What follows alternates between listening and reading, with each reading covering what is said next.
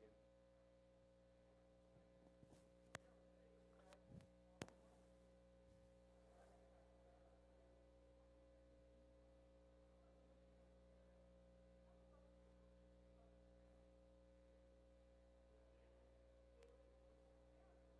We're through with Job, right? To the degree that we can be, right? Yeah. We're Well, I just, watched you virtually since I couldn't come last night. yeah, yeah, yeah. And my daughter's at the Concordia reunion this weekend. Oh, she is. She Oh, yeah. graduated in 1989. Yeah, yeah, yeah, yeah. Yeah. I've gone back a couple of times, but it's been a while. I've been pretty good about going back. Of course, Moorhead was my hometown, so when I go back Oh, to so visit, you're home. I see You're my home. friends Oh, there yeah. too. Well, which is nice. Which is nice. Yeah. I've pretty well lost track of all of my friends. Of course, we've scattered all over the place. Yeah. I know most of them are gone, but Yeah. Yeah. again, There are since a I few. have my friends who live there. Yeah, Is there absolutely. a handout for the day? It's the same one. I don't have any additional one. I didn't bring it because I thought there was something new. Well, it's new. It's Hana, which is at the back of it. Oh, okay. Well, we get along well. I think so.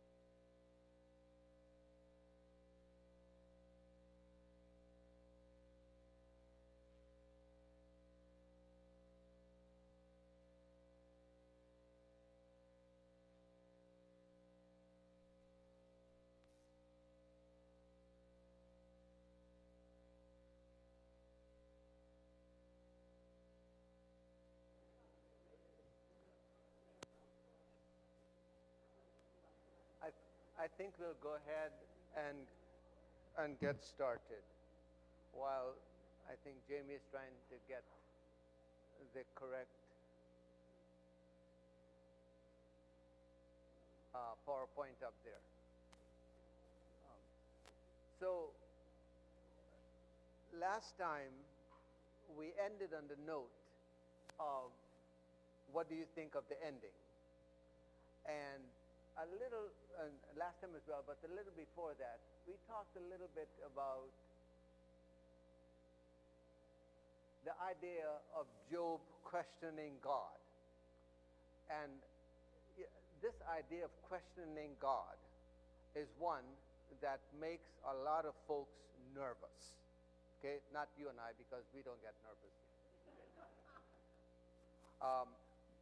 Because we get the notion that somehow it's been embedded in our consciousness that if we question God, it's more a reflection of our faith, that somehow it's not strong enough.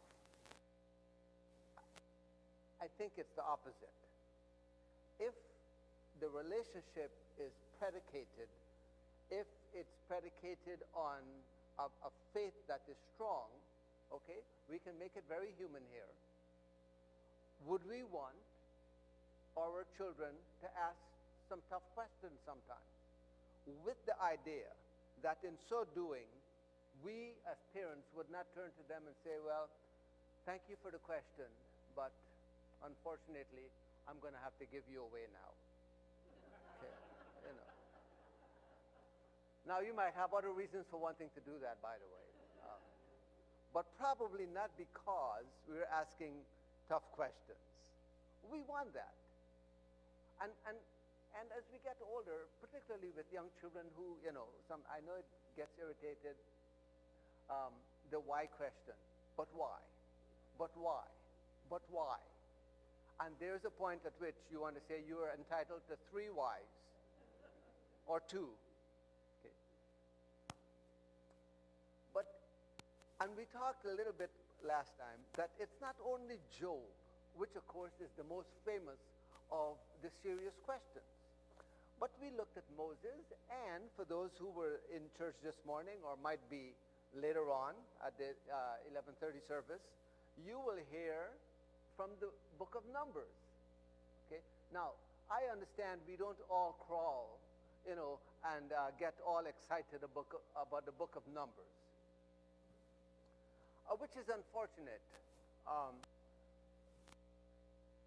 because it's, you know, we think Numbers is, well, just about numbers, right? Except just about the Greek. In Hebrew, it's really talking about the wilderness experience, is what it is, in the wilderness. I hope this works here. Let's see here.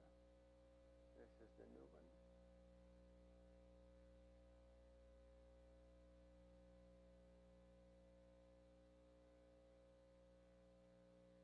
Yeah, thank you, Jim. Perfect. All right. Well, not perfect, but great. You know how. But what we heard this morning, of course, again, are questions, right? And not all great questions, of course, you know. It's funny thing about our memory, as we saw with the ancient Israelites. You're out of Egypt, but what are you remembering? The good old days. I mean, that's what you're remembering. The good old days. You remember the onions and the leeks and the garlic and maybe salt? And oh, what about the meat? Meanwhile, back at the farm, you're forgetting that you were what? Slaves, right? And all you're giving us is manna. And manna in Hebrew, which is, it's really 2 words in one. It literally means, what is this? I mean, literally, that's what the word means. Manna, what is, and you can imagine, what is this? You know, and so I want to go back to the good old days. Okay, complaint after complaint. And what we find are 2 notable things before we get to Hannah here. is that God, you notice, God gets, I think it's fair to say, very irritated with the people, but also more so with whom? With Moses. God gets very irritated with Moses, essentially, could you control your people? And remember, there was an earlier instance where God said something along those lines, and Moses says, excuse me, they're your people? And then Moses complained, but it's not an abandonment.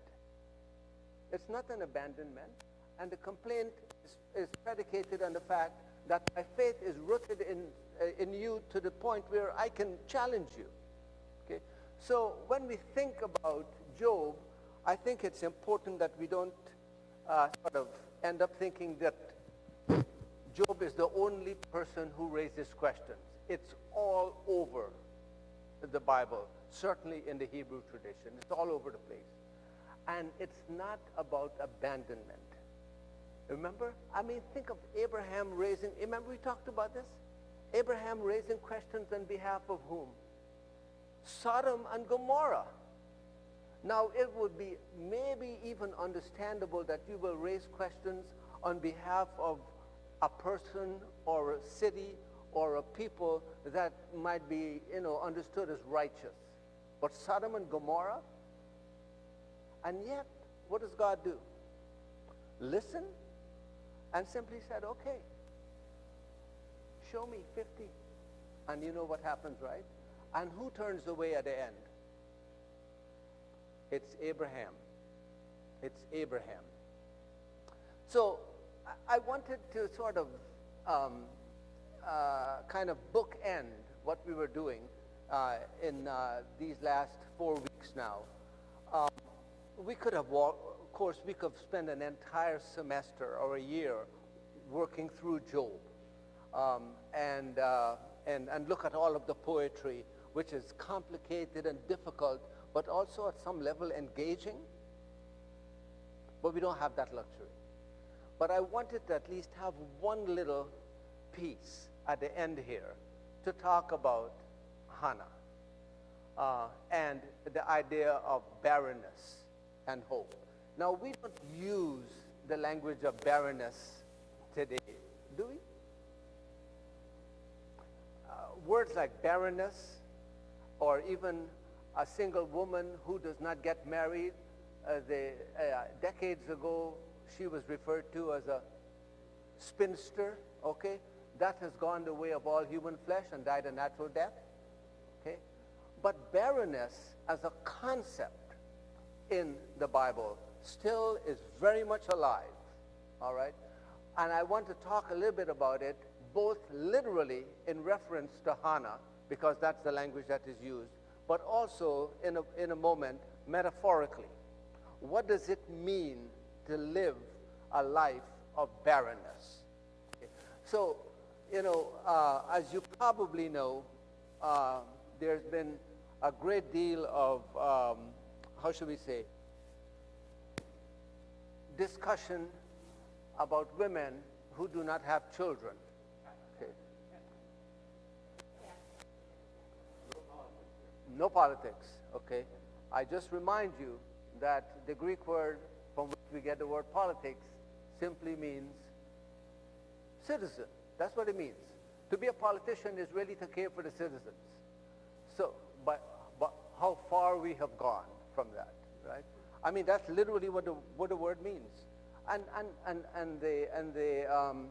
the companion word to that, which is even more familiar with us, which we find in so many parts of the names of so many cities. Annapolis, Minneapolis, Indianapolis, okay? Literally, the city of Anna, the city of Minneapolis, of course, lakes. So yeah, no politics. Now, I don't know if Hannah had cats or not. I don't know.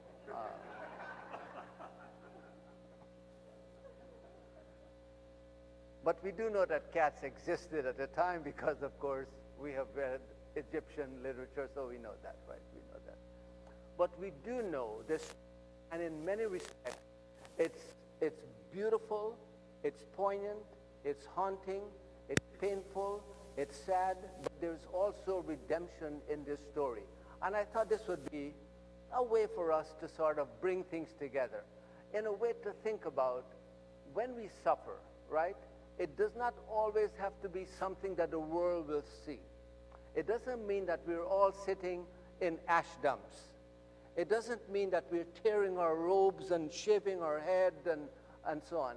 It means that sometimes the suffering that we have might be to the rest of the world invisible. And they may never know. Now, and I think all of us at some level know of this experience. I don't mean personally, but by association, maybe on the basis of what we have read and what we know about. I have, for example, as an aside, when I'm doing an opening convocation, for example, for my faculty, and I remind them that the baseline for being a faculty member is that you are credentialed to be a faculty member. Degrees, and you have your doctorates, and you're qualified. But to be a teacher, which is what we are, is beyond that. It's more than credentials. Do we care? Do we spend the time to understand what lies within each of us, which we may never see because it's not obvious to the world? But we do not know the stories of the lives of those that we encounter because we can't see it unless we pause and unless we take the time to listen. And I remind them, you know, I don't look over shoulders unless I'm evaluating a class or some such thing. But it goes beyond simply a credentialing. Hannah,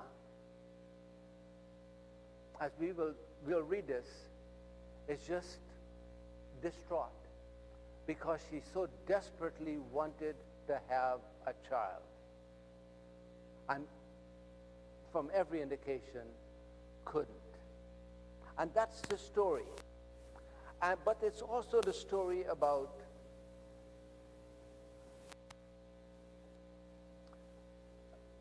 Hannah placed in the larger context of barrenness. What does it mean to have such hope for, let's say, specifically a child? Okay? She's not alone. There are two others. We know about Sarah, right? Who wanted to have a child with Abraham, who finally concluded that she couldn't, and then, as you know, how that sequence of events took place, right? Where, in fact, she sent her, what the Hebrew Bible calls her slave girl, Hagar, and told Abraham, please have a child with my servant. And Abraham said what? If you insist. He doesn't say a thing. And of course we know that the child is born, right? Through Hagar. And his name is Ishmael. And then of course we have, as they say, a flood of unintended consequences, as you know, right? That's a story we can talk about. But Sarah ultimately would have a child. Now, if you think it sounds improbable that Abraham is 100 and Sarah is 90, okay, set that aside, okay? But she has a child, and of course, her son is Isaac. And then we know, of course, of Elizabeth, who is the cousin in the New Testament of Mary, right? Who also couldn't have children, but then has a child. All right. So barrenness is not something that is so sort of rare or even unique. It's all over the place in the tradition, the Hebrew and New Testament tradition. So here we are with. So what does it mean when you think of the word barren? I know we don't use it a lot today, but what does barrenness mean? And I have to be upfront with you. I have an idea in mind. Okay, so what do you think? What might you associate with barrenness? Lifelessness. Okay, that already begins to broaden it, right? What else? What? The desert, the barren desert, unable to bear fruit, empty. All of which, by the way, literally, how about metaphorically? How about using it as a figurative idea? If something is barren, what might that mean? Featureless, right? There is no future, right? It ends right here. That's what it is. It ends right here. And imagine in those days, and maybe even today, the fear of not having anyone or something by which to be remembered. And all of us want to be remembered. I mean, all of us, that's the fear. Whether or not we articulate that fear, that's the fear that many of us have, maybe without even acknowledging that we have it. We want to be remembered. And not just because of a legacy, that too, but, and we see it all over the Bible. Lord, remember me when you come into your kingdom. We want to be remembered, right? Sometimes it says, the Lord will remember you and not forget even. In the same verse, we want to be remembered so that our lives in whatever way is not drifted to the margins. And so barrenness has to do with the future. And I think Hannah and Sarah and Elizabeth and others worried that there would be nothing that would there would be no one that would come after them and remember them. So let me read how this goes. It's a wonderful story.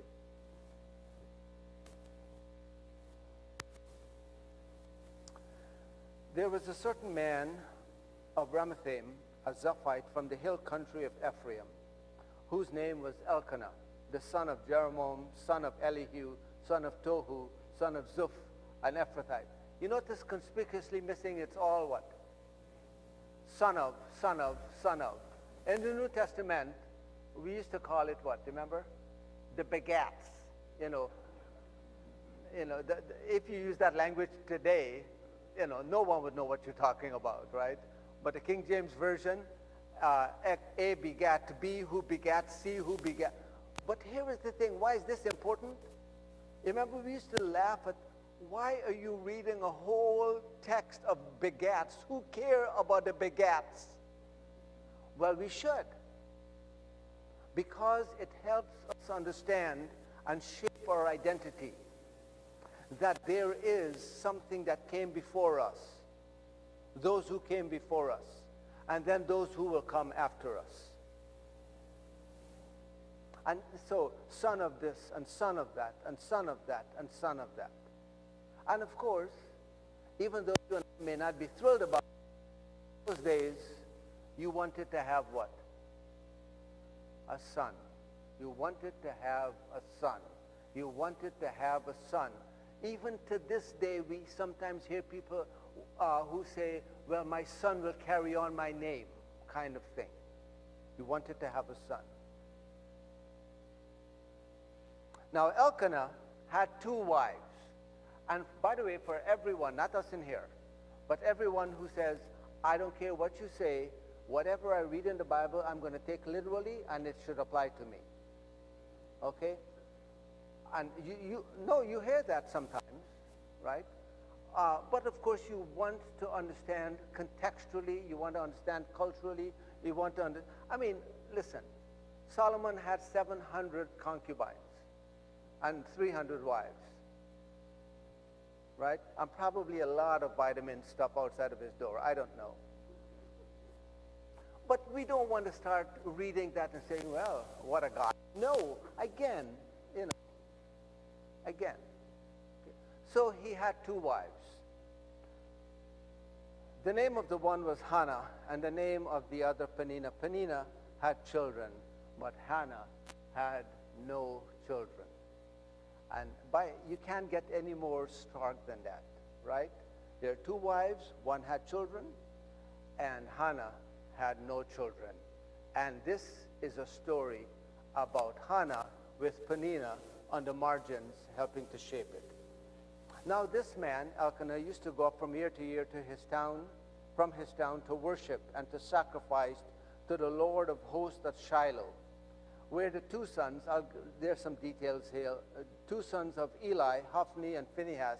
By the way, this story does not focus on these 2 sons, but these guys were not good people, okay? The fact that you inherit your priesthood from your father does not mean that you're going to be a good person. They were really not that good. They were priests of the Lord. On the day when Elkanah sacrificed, he would give portions to his wife Peninnah and to her sons and daughters. But to Hannah, he gave a double portion.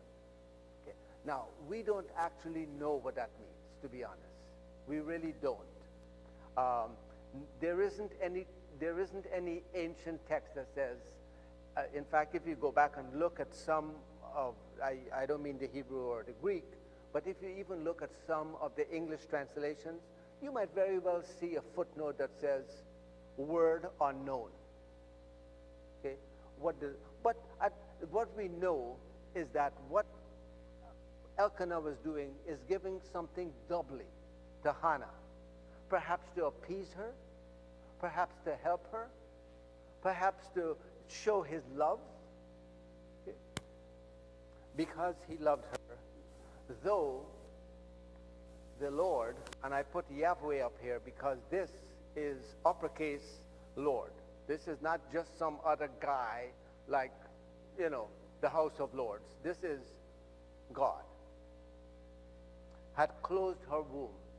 And the belief at the time that children were born out of the idea that this is what God generates.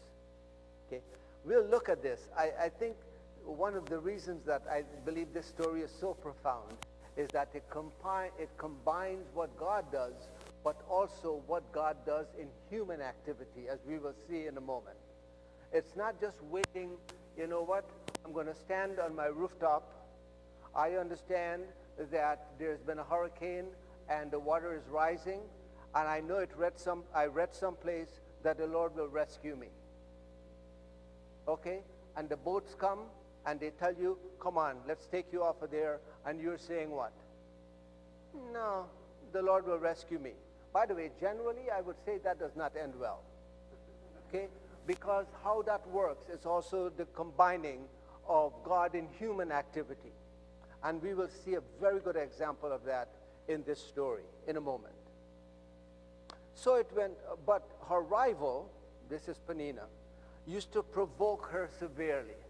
It's a terrible thing, isn't it? And the word provoke, it's almost even understated, isn't it? We provoke, our kids provoke each other all the time, don't they? All the time. My youngest sister, who's much older than me, and there's a gap of 13 years between us. Okay?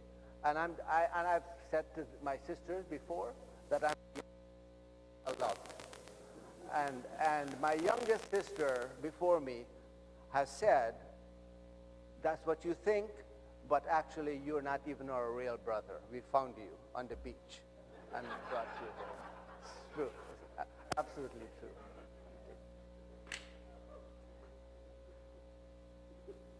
Pastor Ted got too excited there and he dropped the cane. that's one thing to provoke each other, right? This is more than that. It's almost like the text leads you to believe it's almost like a taunting. I've got kids and you don't. And this is not, I've got candy and you don't. This is so profound in terms of shaping a person's identity, knowing that the pain that Hannah has. And what do? You taunt her. Therefore, Hannah wept and would not eat. Her husband, and I know you're going to do this anyway, but I want for us to listen carefully to this. Her husband, Elkanah, said to her, Hannah, why do you weep? Now, sometimes we're not sure what kind of tone is used because we're reading a text, right? We don't have an audio book of this with the Lord speaking. So we have to decide what kind of tone this is going to be. Hannah, would you stop? This has been going on for years. Why are you crying all over again? I don't think so. I think there is a gentleness here based on the text. Hannah, why do you weep?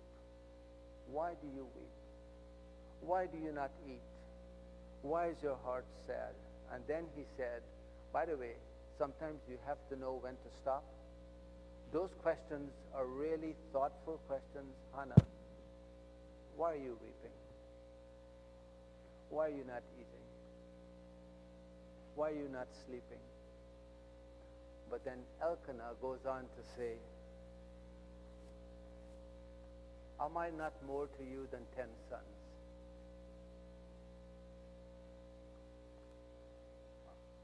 Hannah, let me translate for you, by the way. This is Elkanah saying to Hannah, you got me. What more do you want? You've got me. Right? By the way, this, you know the Yiddish word chutzpah? Okay? This is like chutzpah on steroids. Okay? This is, you have to know when to stop. You just, the idea that you feel, you know what, I think I'm in a groove right now. I'm going to keep going. No, stop. Am I not more to you than 10 sons? But there's no answer, you notice? The next verse does not have Hannah saying, thanks for asking, but no. The question is left hanging out there. These are, and sometimes, again, we have to remember, I want to go back to Job just for a second. We don't always get answers to these questions. But the questions themselves are significant. We should not be afraid to ask the question, even though the answer might not be forthcoming. To me, it is perfectly fine to say, why is this happening to me? And leave a sense of wondering why this is happening. By the way, I asked that question. Not in a kind of a personal, why is this happening to me? Why can't I have good faculty? No, not that.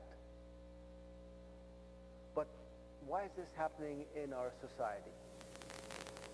Why in the world? We should be able to ask that question.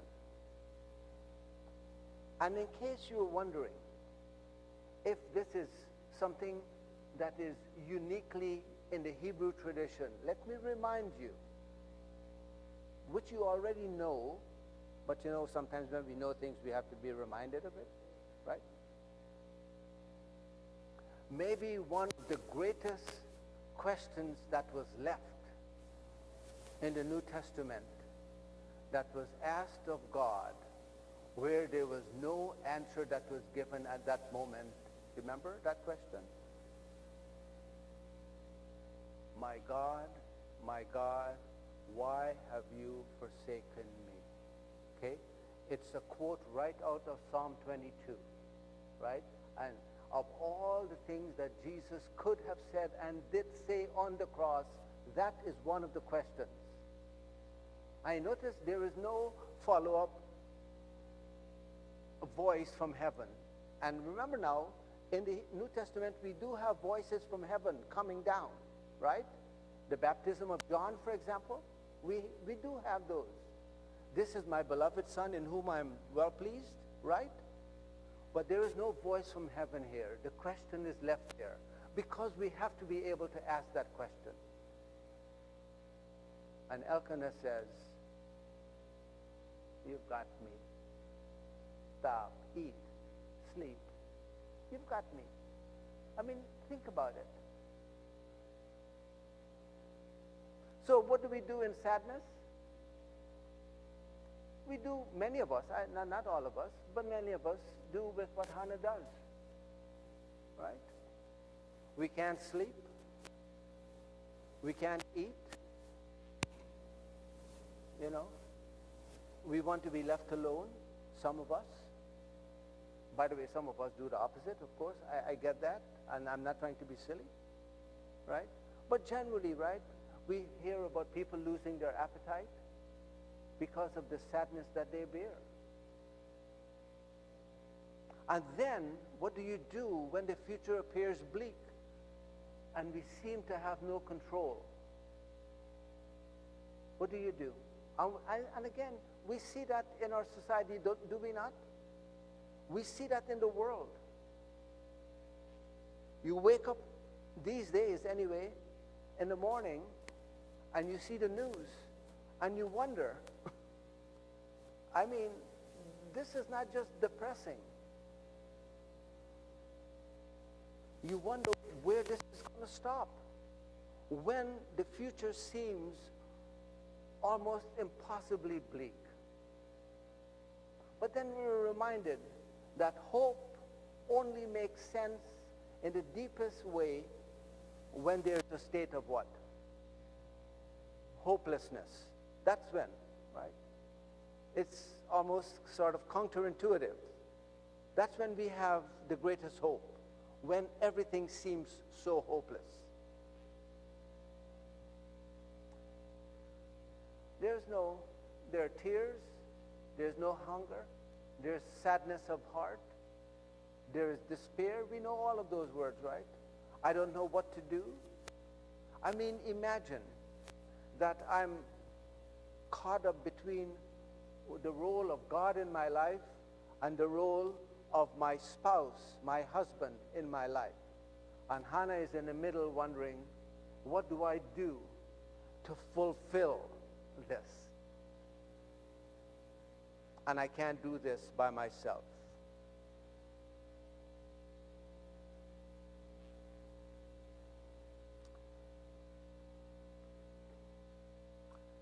Am I not more to you than 10 sons?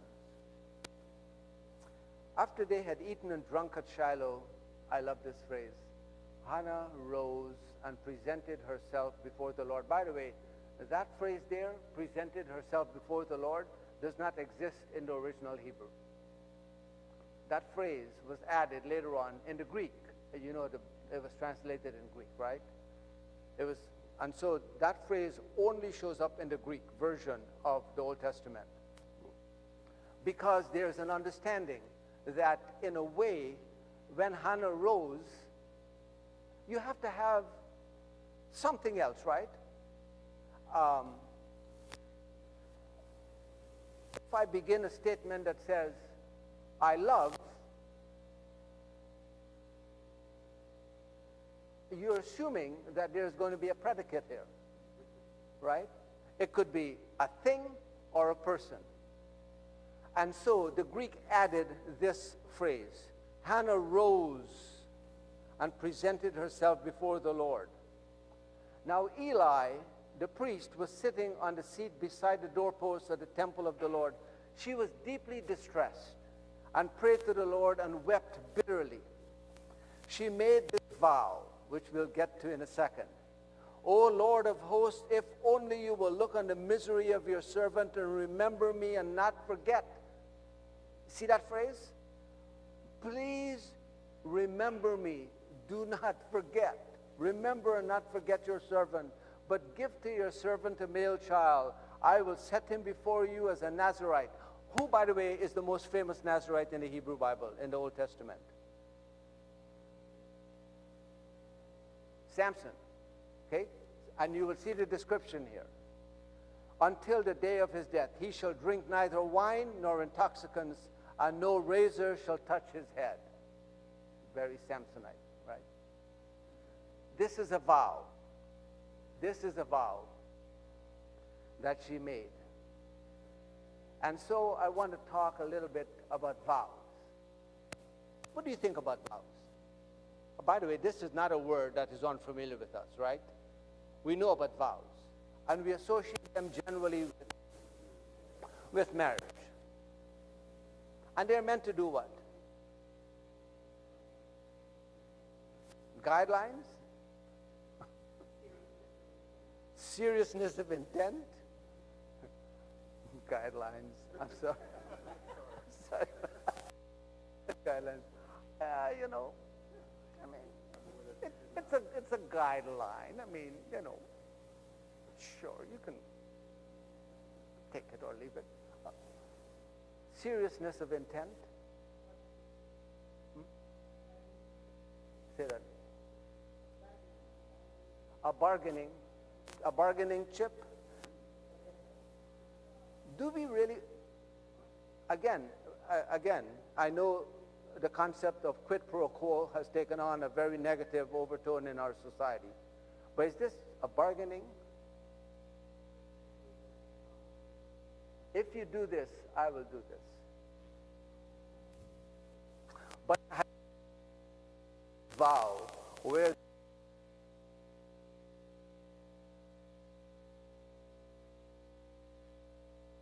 we do have if and when in the Bible, but it's always between God and the people. Then.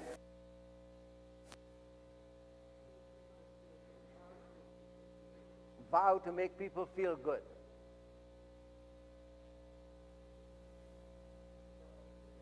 A permanent commitment. A promise.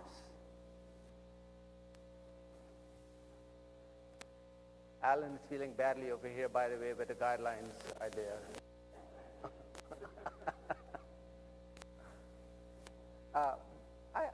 Do these folks know that we went to the same school, by the way? I don't think they do. Yeah, Alan and I went to the same school. Yeah, in Minnesota, and Alan was just a couple of years ahead of me.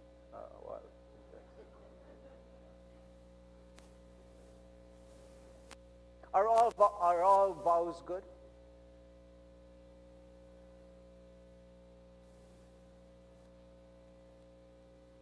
You know, people make vows that said, if you would do this, God, I tell you what, if you would only let me do this, I will, right? But Hannah made a vow. And now, I'm going to talk about Jephthah's daughter in a second. You know, politicians make vows, right? They don't call it vows. They call it promises, right?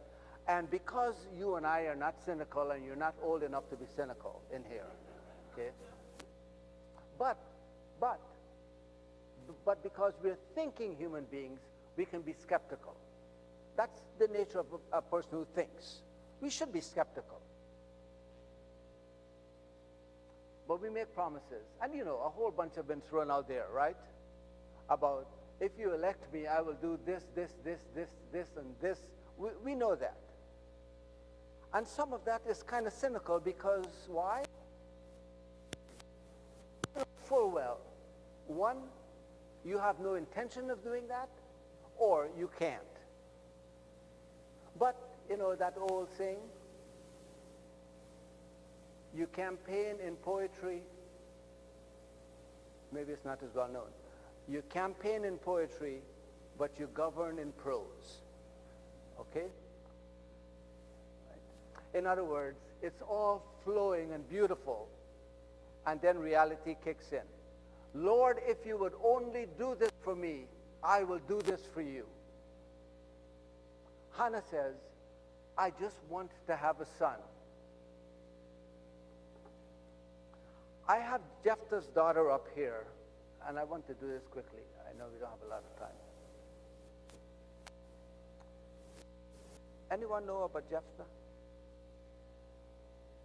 One person? It's not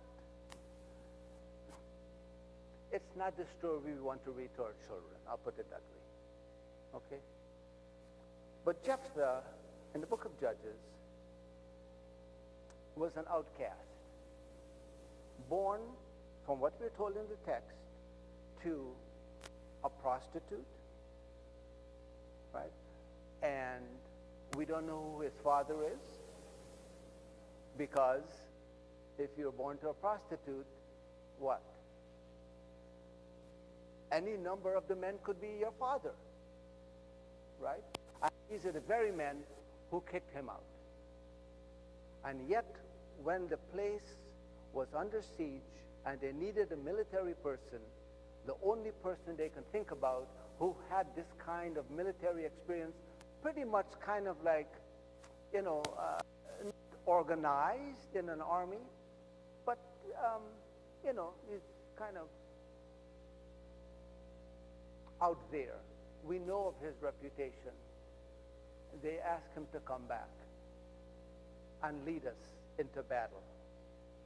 In fact, and then he says, are you not the same guys that kicked me out? He got a little dig in there. And they said, but if you come back, we'll even make you ruler over us. And he comes back. And he is granted victory over the enemy. God said, I will grant you victory. But Jephthah says, even in the face of that, he says, Lord, in making a vow now, if you let me win, right, I will sacrifice the first thing that I see on my return home from victory. Now, it's a terrible, terrible vow. One, because God has already assured you and now you're still bargaining, right? And that, by the way, is faithlessness, in my view. And when Jephthah wins the war, which of course he was told that he was going to do, and he comes back home, what happens? His daughter runs out to greet her father as the first person, and he says, what have you done to me? I have made a vow, and I have to... By the way, we're not going to get into the dynamics of that story. And he sacrifices his daughter. Yeah, I know you're waiting for a happily after ending. There is no happily after ending here. It's a terrible story. And she was a young woman, and she said, give me some time. I want to go, and quote, that says, I want to go and bewail my virginity with my friends. Essentially, I may never know what it feels like to live a full life. Why doesn't God step in? Why does Jephthah make a vow? So vows are important, but keep in mind, not only what we see today, but biblically, not all vows are noble. But it's about promise. Isn't this what we live by? Is it really? Isn't this about the promise of tomorrow? The promise of goodness? The promise that propels us through life? This is what we live by. The promise that the sun will rise? What we live by. And so she makes this vow. As she continued praying to the Lord, Eli, temple now. Hannah was praying silently. Only her lips moved, but her voice was not heard. Therefore, Eli thought she was drunk. By the way, this is not a good form for a priest, right? The first thing that comes to mind, I guess she must be drunk, because you can't see her lips, you can't hear the words. So Eli said to her, how long will you make a drunken spectacle of your... And not pastoral care here. Put away your wine. But Hannah said, no, my Lord. I am a woman deeply troubled. I have drunk neither wine nor strong drink, but I have been pouring out my soul before the Lord. Do not regard your servant as a worthless woman, for I have been speaking out of my great anxiety and vexation all the time. Then Eli answered, go in peace. The God of Israel grant the petition you have made to him. And he said, let your servant find favor in your sight. Then the woman went away and ate and drank with her husband, and her countenance was sad no more. What has changed here? What has changed? Now she has a promise. Does she have a son? No. No. That might come later. But now she leaves knowing that she can continue with the promise. And on the basis of that promise, what happens? She can eat, and she can sleep, and she can go home again. Even though a child has not been born, she is living on the basis of what I believe we all do, and that is promise. That's what propels us forward. And so we live and do things and love and care, not because we are seeing the absolute evidence in front of us, but because we have the promise of that which is to come.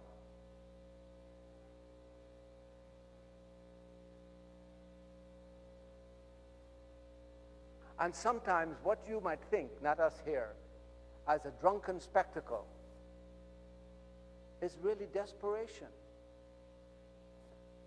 When you're desperate, you may try a variety of things. When your husband is telling you might not more than 10 sons to you, and you will not good.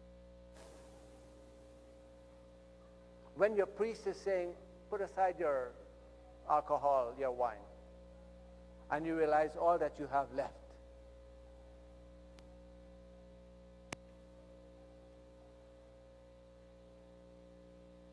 The French have a saying, I don't know if we use it much. You know, we use a lot of French words, you know, whether it's RSVP or entrepreneur or whatever, and we think we create those. We don't.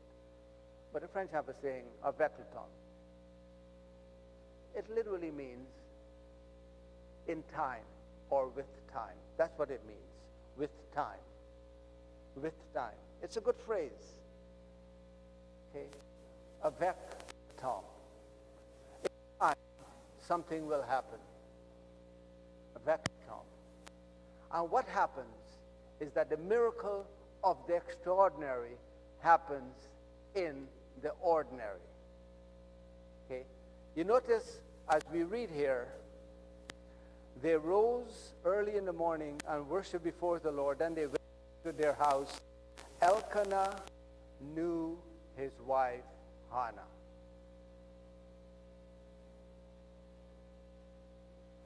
And the word there, know, of course, is the Hebrew, yada, means actually, it has to do with something intimate, right?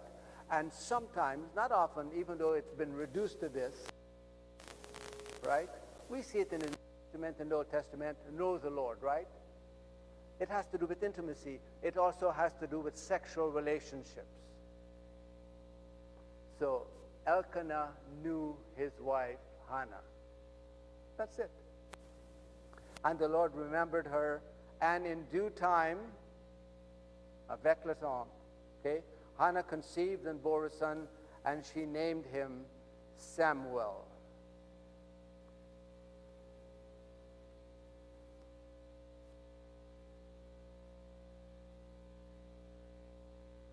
The name of God. That's what the name of God looks like in Hebrew. Yahweh. 4 letters. She named her son Shemuel. Shem, if you're speaking with a Jewish person who is a religious Jewish person, and you're having a conversation about God, and you know